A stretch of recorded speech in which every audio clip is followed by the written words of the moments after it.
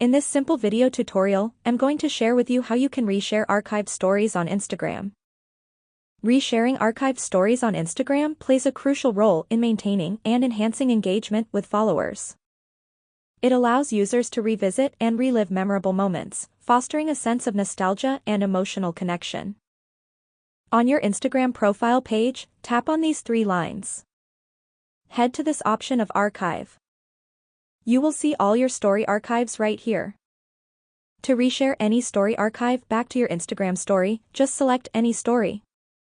On this option of More, tap on this option of Reshare Archived Story. You can edit, add text or music. Tap on this share button to upload it to your Instagram story. That's how easy it is to repost your archived story to your Instagram. If you have any questions, just let me know in the comments section down below. Please don't forget to leave a like, share and subscribe for more video tutorials like this one.